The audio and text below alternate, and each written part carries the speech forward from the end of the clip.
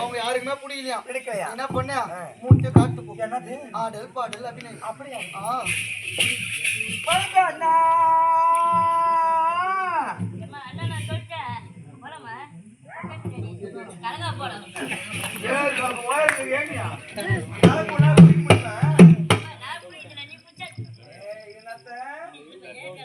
எனக்கு பிடிக்காது.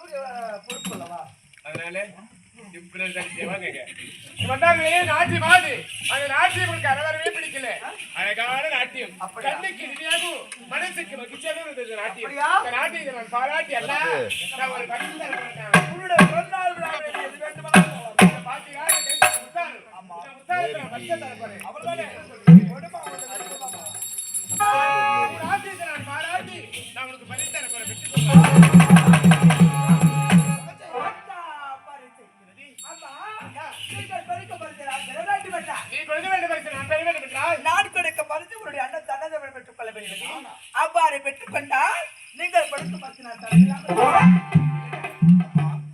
நீங்கள் கொடுங்கள் பரிசு அவருக்கு என்னப்பா பரிசு தரான்னு நான் பார்த்துக்கிறேன். முதலாவது நான் கொடுக்கின்ற பரிசை பெற்றுக்கொள், இரண்டாவது நீ கொடுக்கின்ற பரிசை தன்னந்தனிமை நான் பெற்றுக்கொள்.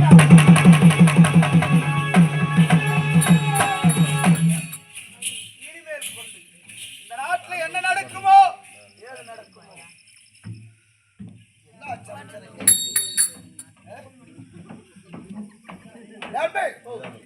எனக்கு ஒன்றுமே புரியவில்லை. நாட்டியம் பண்ண 4 ஆடினார்கள்.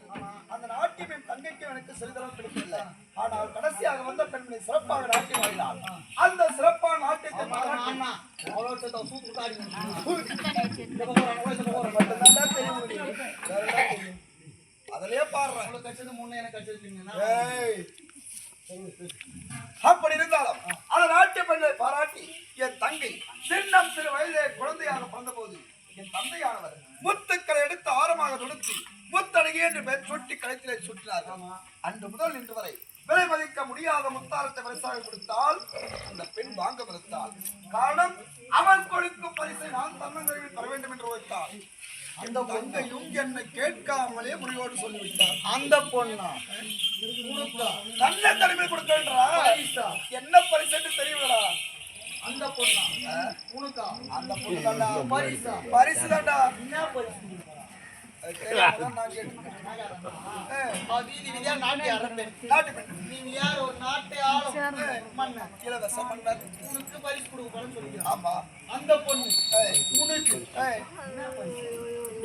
அது தெரிஞ்ச நான் வயிற்று பொழுப்புக்கு நாட்டியார பெண்ணாகும். யார் வாரி வாரி இறக்கும் வல்லர் குடும்பத்தை சேர்ந்தவர்கள். உண்மைதான். அந்த பொண்ணு உனக்கா?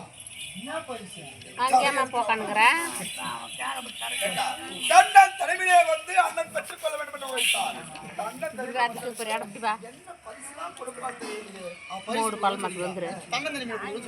இவ்வளவு நாட்டு மக்கள் முன்னாடியே கொடுப்பா. கொஞ்சமாவது மூளை இல்ல. பின்னாடி நம்ம கரும்பு தோட்டம் பின்னாடி கரும்பு தோட்டம் கொடுப்பா வச்சுக்க. கொடுக்க போறேன்.